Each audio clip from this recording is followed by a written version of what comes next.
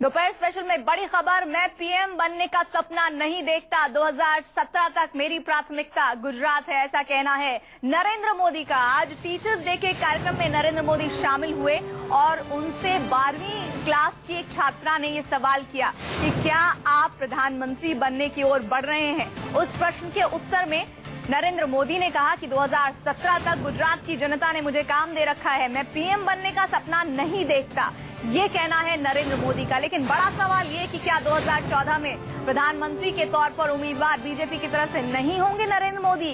पहली बार ऐसा हुआ है जब प्रधानमंत्री की उम्मीदवारी को लेकर खुलकर बोले हैं नरेंद्र मोदी। संवाददाता अमित कुमार इस खबर पर हमारे साथ जुड़ रहे हैं। अमित, पहली बार नरेंद्र मोदी ने ये स्वीकार किया है कि वो फिलहाल 2017 तक गुजरात के लिए काम करेंगे, गुजरात उनकी प्राथमिकता होगी। इसका मतलब 2014 के लिए क्या निकाला जाए?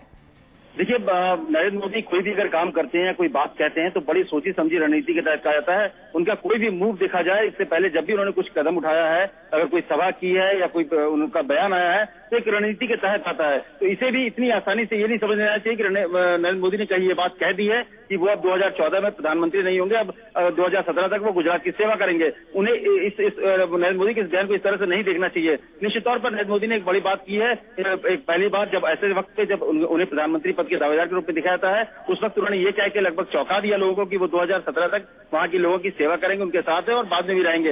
लेकिन इसको सिर्फ इतने तक नहीं देखना चाहिए, ये नरेंद्र मोदी की रणनीति के तहत समझना चाहिए। हो सकता है उन्होंने एक बात आगे बढ़ाया है, देखा जाए कि इससे किस तरह के बयान आते हैं, किस तरह का रिएक्शन आता है। लेकिन 2014 में नरेंद्र मोदी की दावेदारी खत्म नहीं हुई है, ना ही नरेंद्र मोदी की तरफ से, ना ही उनकी पार्टी में जो उनके समर्थक है उनकी तरफ से। और फिलहाल एक और बात उन्होंने कही है, उन्होंने कहा है सपने देखने वाले बर्बाद हो जाते हैं, मैं सपने नहीं काम करता हूं, मैं सपने काम के तौर पर देखता हूं। इसका क्या मतलब निकाला जाए?